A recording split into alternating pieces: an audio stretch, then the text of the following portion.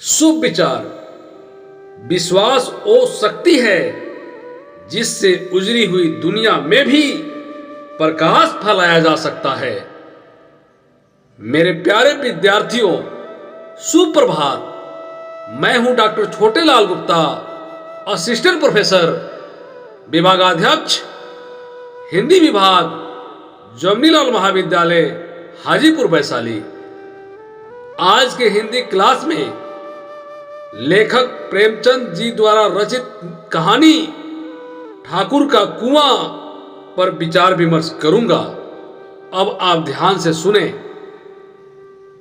ठाकुर का कुआं कहानी मुंशी प्रेमचंद जी द्वारा रचित भारतीय समाज की जातिगत समस्या, ऊंच नीच तथा छुआछूत की गंभीर समस्याओं से जुड़ी हुई है। उनकी यह कहानी अंग्रेजी शासन काल के जमींदारी युग की है, जब छुआछूत की प्रथा इतनी बढ़ गई थी कि मानवता उसके नीचे दब गई थी। जहां धर्म में माना जाता है कि किसी को पानी पिलाना पुण्य का काम होता है, वही छुआछूत की परंपरा ने समाज में ऐसा विकृत रूप खड़ा कर दिया था कि गरीब और छोटी जाति के लोग यदि स्वर्ण बिरादरी के कुएं से पानी पी ले तो कुआं को ही अशुद्ध मान लिया जाता था। ऐसी धारणा बन गई थी। कहानी का पात्र जोखू गांव का गरीब निम्न वर्ग का व्यक्ति, गंगी जोखू की पत्नी।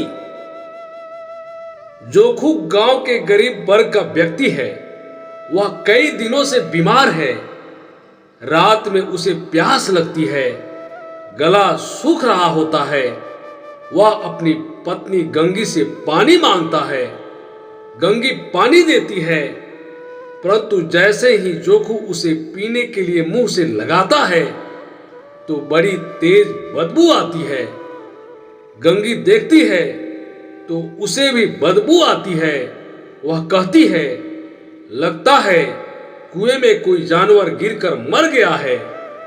यह पानी पीने लायक नहीं है। इस पानी को पीने से बीमारी और बढ़ जाएगी।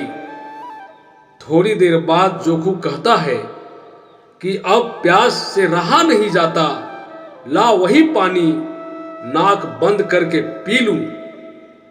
पति की अधीरता देख गंगी कहती है कि मैं दूसरा पानी लाने जाती हूं। जोखू कहता है, दूसरा पानी कहां से लाएगी? गंगी कहती है, ठाकुर और साहू के 2 कुएं हैं, क्या वे 1 लोटा पानी न भरने देंगे? जोखू कहता है, हाथ पांव तुड़वाएगी, इसके अलावा और कुछ नहीं होगा। बैठ जा चुपके से। गरीबों का दर्द कौन समझता है? हम तो मर भी जाते हैं तो कोई द्वार पर झांकने नहीं आता। ऐसे लोग कुएं से पानी भरने देंगे?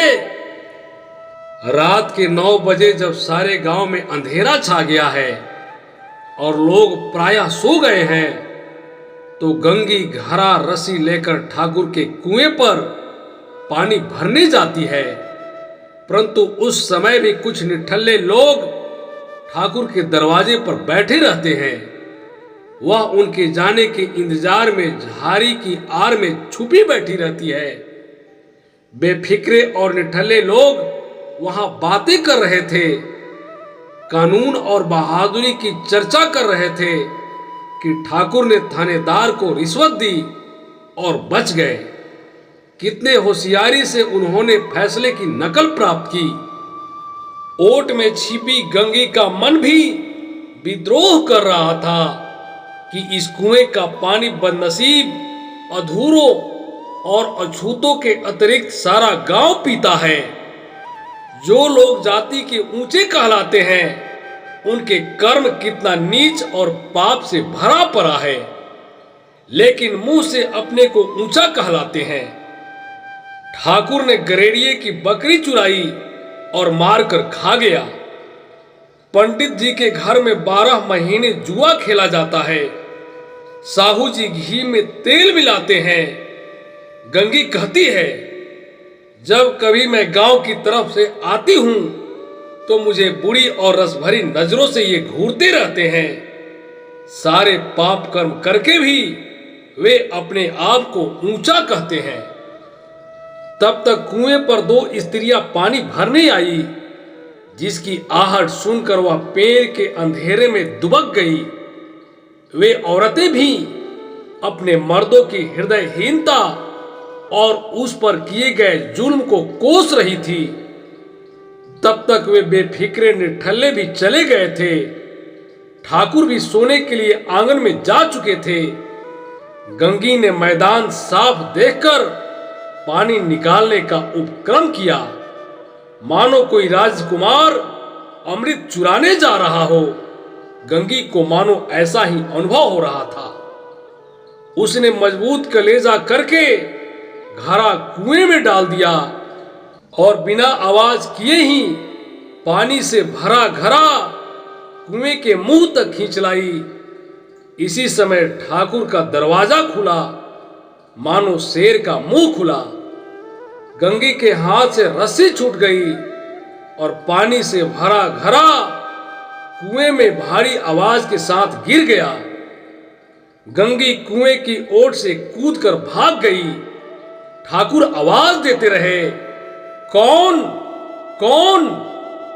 गंगी घर पहुंची तो उसका पति जोखू वही गंदा पानी पी रहा था।